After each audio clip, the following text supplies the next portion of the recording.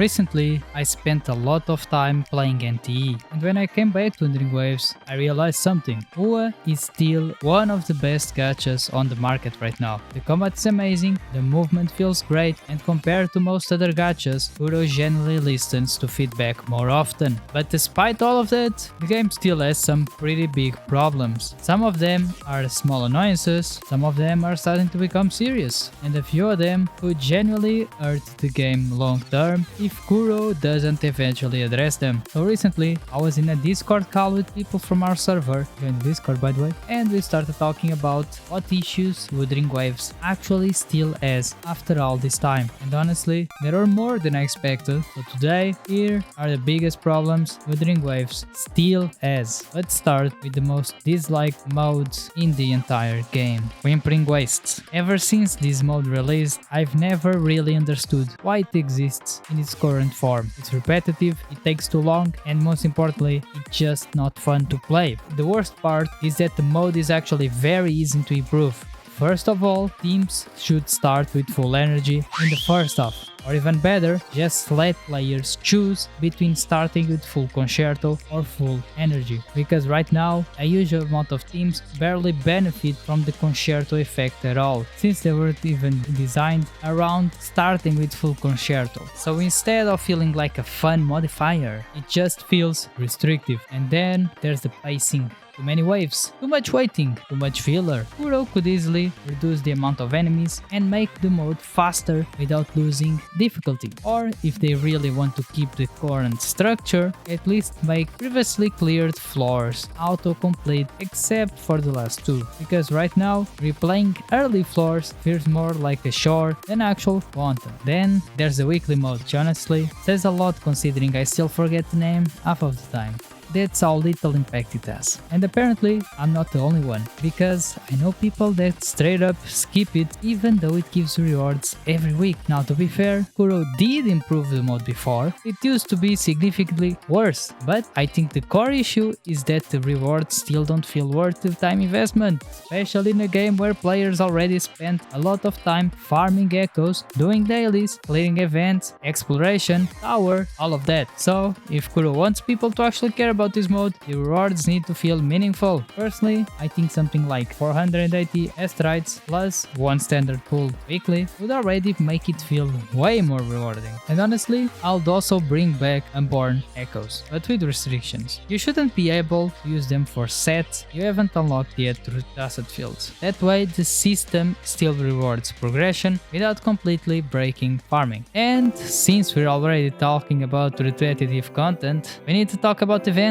because honestly, most WoW events are just forgettable. Not necessarily terrible, just very underwhelming. Usually, the problem is one of two things. Either the event is way too simplistic and becomes boring after 5 minutes, or it drags on for way too long, especially minigame events. Sometimes it generally feels like you spend more time repeating the same stage variations than actually enjoying the event itself, and the solution honestly seems pretty simple. Reduce the amount of repetition, make stage shorter, and increase the rewards per stage. Players would probably enjoy events way more if they felt compact and rewarding instead of stretched out for playtime. Endstate Matrix, either you love it or hate it, and to me, it feels like one of the most whale-oriented systems in the game. Not necessarily because it's impossible for free-to-play players, but because the entire mode feels designed around heavily invested accounts, whether it's with time or money, especially when certain characters have extremely awkward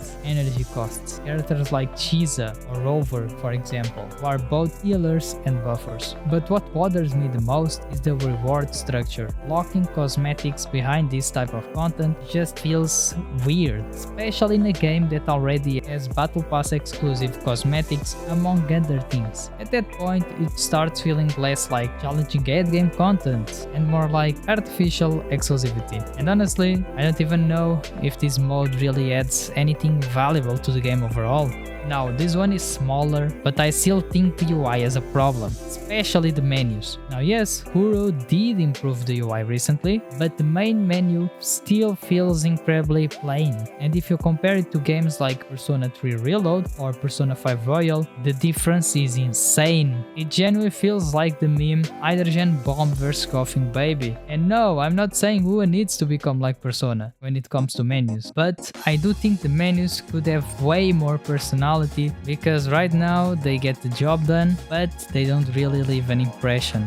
Optimization is another issue I've started noticing more and more recently. And no, I'm not talking about mobile here. At least in my opinion, Wuthering Waves is primarily a PC and console experience. But on PC specifically, performance, especially in the newer 3.x regions, has definitely been getting worse for me. Not unplayable, but noticeably worse. And recently, I even benchmarked the game myself just to make sure I wasn't imagining things. And yeah, performance really isn't amazing considering my setup. Now to be fair, part of the issue is my RAM. I only have 16 gigs right now, and unfortunately with current RAM prices, upgrading isn't exactly ideal. But honestly, that's exactly why Kuro should focus more on optimization, because a lot of people are still running mid-range setups, and if every major region update will increases RAM usage and there's more performance issues, eventually it's going to become a much bigger problem. Another thing I've noticed recently is that Wuthering Waves sometimes doesn't even feel like an upper world game anymore, especially in newer regions. A lot of areas now feel more like separated instances connected together instead of one massive open world, almost closer to Honkai Star Rail structure-wise at times. Now I understand there are lore and design reasons behind this, and I'm not saying the new areas are bad. Most of them actually look amazing, but I do miss the feeling of really exploring one giant connected world, because that was one of the things that originally attracted me to WoW in the first place. It was what's been sold to me, and I don't mind it right now, but it can become an issue if this keeps on going. And speaking of exploration, co-op still feels incredibly underdeveloped. Ever since launch, I wanted to play WoW and explore the world together with some friends, but the problem is that the game barely encourages co-op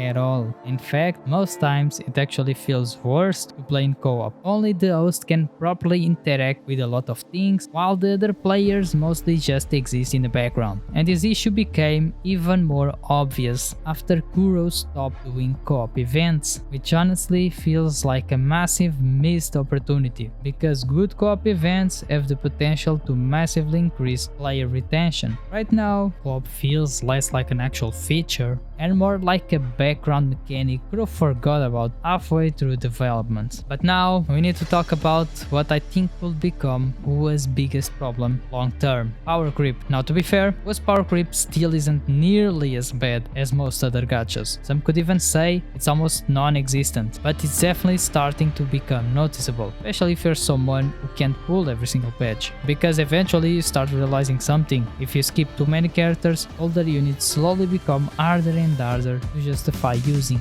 and that becomes even worse because reruns barely exist. Characters outside the current region just don't show up anymore, and honestly, Kuro had the perfect opportunity to partially fix this during the anniversary. They could have started moving older characters into the standard banner, but instead nothing happened. And now we end up with situations where characters like Amelia disappear for absurd amounts of time. And the thing is, a lot of players generally do not care if an older character is weaker. People pull because they like the character, because they like the animations, the personality, the design, the attachment. So gacha games are collection games just as much as they are meta games. But if older characters barely rerun and become increasingly outdated, then eventually players stop caring, and that's dangerous long term. So Kuro, please either put Camellia on the standard banner or buffer, because I'm really needing Camellia copies. At the end of the day, I still think Wuthering Waves is one of the best gachas out right now. Honestly, probably the best